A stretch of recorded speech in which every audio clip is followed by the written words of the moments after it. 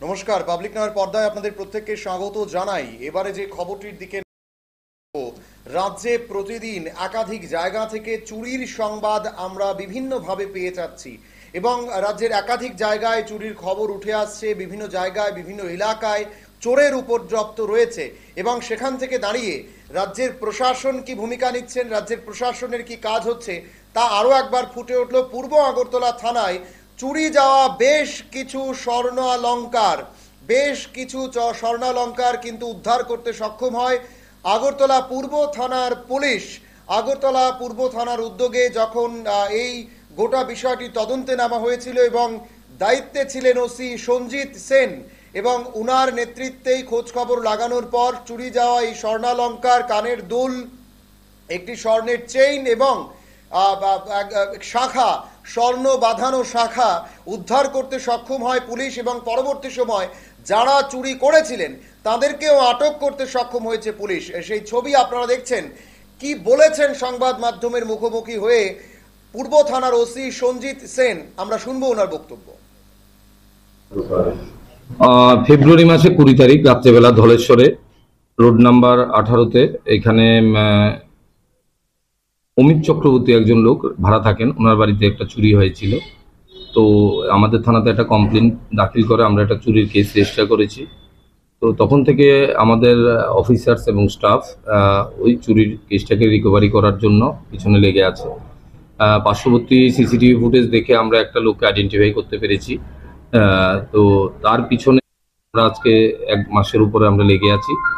তার নাম দীপ ভট্টাচার্য, জয়নগর ভাড়া থাকে দশমীঘাটে। তো তাকে আমরা গত পরশুদিন বিকালবেলা আমরা তাকে পেয়েছি। পাওয়ার পর তাকে আমরা উঠিয়ে এনেছি। জিজ্ঞাসাবাদ করার পর জানা গেছে সে স্বীকার করেছে ওই বাড়িতে চুরি করেছে এবং বাড়িটা তাকে নিয়ে গিয়ে আমরা আইডেন্টিফাইও করেছি যে বাড়িটাতে চুরি করেছে। তো চুরি করার পর সে এখান থেকে আমবাসাতে তার ঠাকুমার বাড়ি আছে, ওখানে চলে গেছিল। তো ওখান থেকে আসার পরে তাকে তুলেছি। জিজ্ঞাসাবাদ করার পর সে স্বীকার করেছে। তার সাথে দীপক সূত্রধর এবং আরিয়ান সরকার বলে আর 2 জন আছে, তাদেরও আমরা উঠিয়েছি এবং তাদের জিজ্ঞাসাবাদ করার পর দীপ ভট্টাচার্যের বাড়ি থেকে আমরা ওই কেসের যে চেইন, একটা স্বর্ণের চেইন, হাতের বালা, কানের, এগুলো চুরি হয়েছিল, কমপ্লেনে ছিল এবং এগুলো তার বাড়ি থেকে আমরা রিকভারি করেছি। এগুলো আমরা সিজ করেছি। তাদের আজকে আমরা কোর্টে প্রেরণ করব। তাদের জিজ্ঞাসাবাদ করার পর দেখবো আর কেউ জড়িত আছে কিনা বা অন্যান্য যে কিছু কিছু ইনসিডেন্ট হচ্ছে এগুলাতে কোনো ইনভলভেন্সি আছে কিনা সেটা আমরা দেখব। না, এটা বিভিন্ন জায়গা থেকে অ্যাকচুয়ালি দীপ ভট্টাচার্য এবং দীপক সূত্রধর তাদের এগেনস্টে প্রচুর কেস আমাদের থানাতে আছে, এনসিসিতে আছে এবং আমতলিতে আছে। বিভিন্ন চুরির কেসে তারা বহুবার অ্যারেস্ট হয়েছেন। তখন তাদের এবং ঘোরাফেরা তারা আগরতলা এরিয়াতেই করে, তখন তার স্টেটমেন্ট অনুযায়ী তাদেরও আমরা উঠিয়েছি।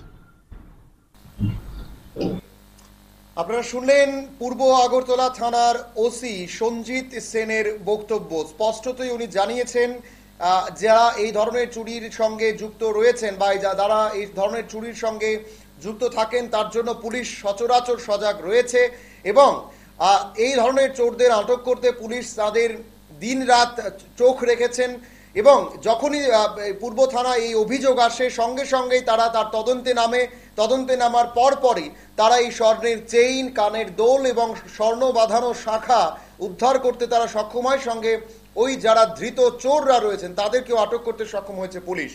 এবং গোটা বিষয়টির জন্য রাজ্যের একাধিক জায়গা থেকে এই ধরনের চুরির ঘটনা সামনে আসছে। সকলকে সতর্ক থাকার জন্য আবেদনও করা হয়েছে প্রশাসনের তরফে এবং বিশেষ করে কিভাবে চুরির ঘটনাগুলো ঘটছে তার জন্য পুলিশ প্রশাসনকে আরো বেশি করে টহলদারির ব্যবস্থা করতে হবে বলেও জনসাধারণের মধ্যেই কিন্তু প্রশ্ন দেখা দিয়েছে। এখন সময় ছোট্ট একটি বিজ্ঞাপন বিরতির, সঙ্গে থাকুন।